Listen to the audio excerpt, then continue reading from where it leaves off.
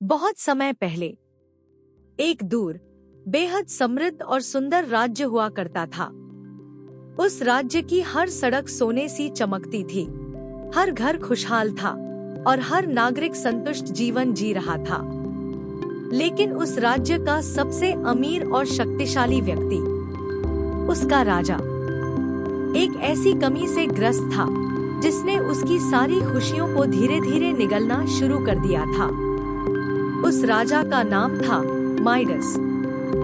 राजा Midas के पास अपार धन दौलत थी। उसके खजाने में इतना सोना था कि वह चाहे तो कई राज्यों को खरीद सकता था। उसके तहखानों में सोने की ईंटें, सिक्के और गहने भरे हुए थे।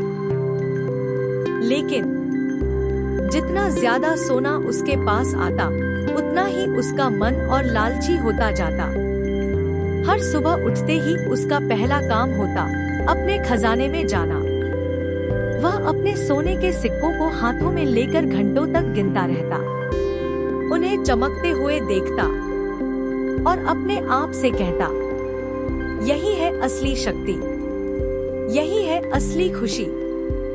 लेकिन महल में हर कोई उसकी इस आदत से परेशान था, खासकर उसकी रानी। एक दिन रानी ने हंसते हुए कहा, महाराज, अगर आप हर दिन ऐसे ही सोना गिनते रहे तो कहीं ऐसा न हो कि एक दिन यह गायब हो जाए। राजा तुरंत गंभीर हो गया। ऐसा मजाक मत करो, यह सोना ही मेरी असली ताकत है, इसी से मैं सब कुछ पा सकता हूँ। रानी ने धीरे से मुस्कुराते हुए कहा, महाराज, सोना बहुत कुछ खरीद सकता है, लेकिन खुशियां नहीं।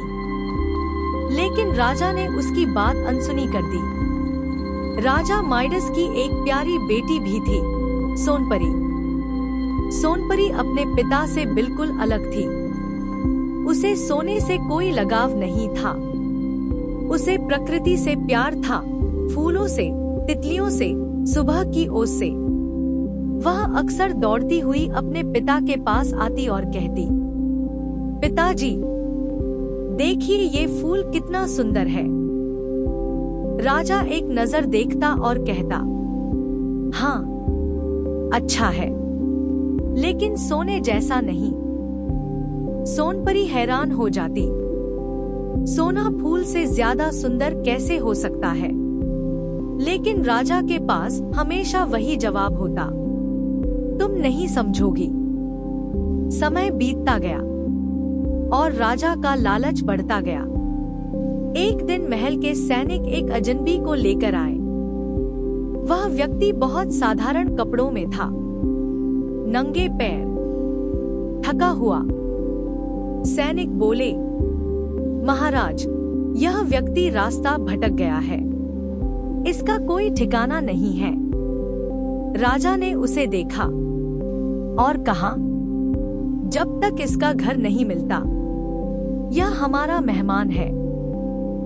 उस अजनबी का नाम था सिलेनस। राजा ने उसकी खूब सेवा की, उसे शाही सम्मान दिया और उसकी हर जरूरत का ख्याल रखा। कई दिन बाद एक रात, जब राजा अपने तहखाने में अकेला बैठा सोना गिन रहा था, अचानक एक तेज रोशनी फैली। एक दिव्य स्वर गूंजा, राजा माइडस। राजा चौंक गया। कौन है वहाँ? एक प्रकाशमय आकृति उसके सामने प्रकट हुई। मैं वन देवता हूँ और सिलेनस मेरा प्रिय मित्र है।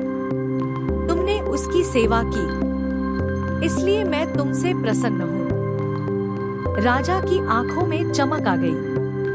तो आप मेरी एक इच्छा पूरी करेंगे? देवता बोले, हाँ, मांगो, जो चाहो। राजा बिना सोचे बोला, मुझे यह शक्ति दे दीजिए कि मैं जिस चीज को छूं, वह सोना बन जाए। देवता कुछ पल शांत रहे, फिर बोले, राजा, सोच लो, यह वरदान तुम्हें खुशी नहीं देगा, लेकिन राजा हंसा, मुझे इससे ज्यादा खुशी और क्या मिलेगी?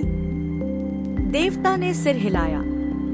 ठीक है, कल सूर्योदय के साथ तुम्हारी इच्छा पूरी होगी। और वह अदृश्य हो गए। उस रात राजा को नींद नहीं आई।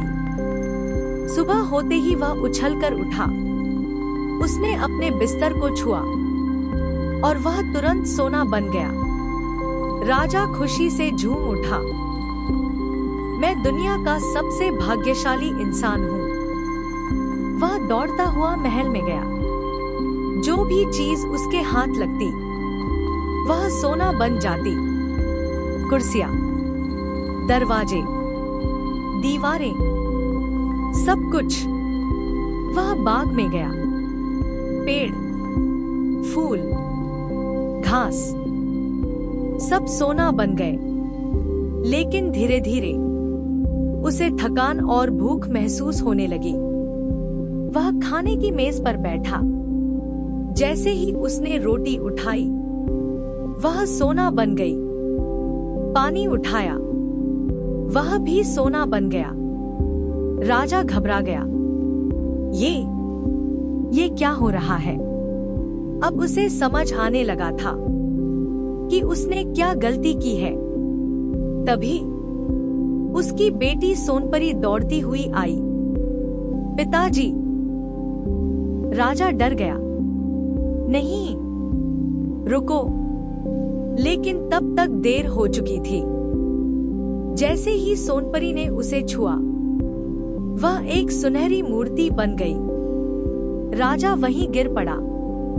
नहीं, मेरी बेटी, मैंने क्या कर दिया?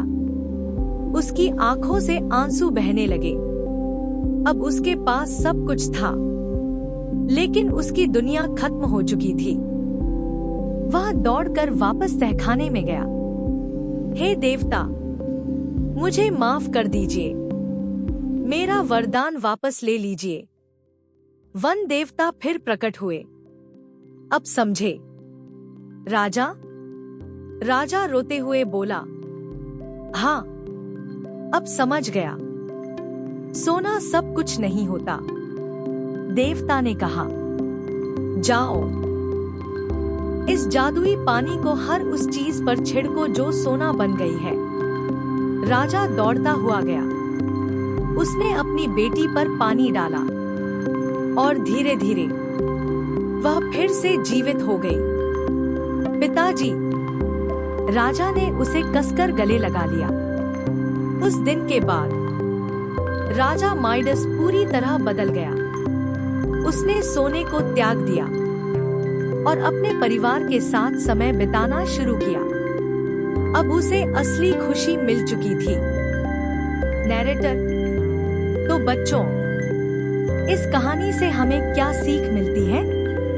असली खुशी धन में नहीं, रिश्तों में होती है। लालच हमें अंधा बना देता है। जो हमारे पास है, वही सबसे कीमती है।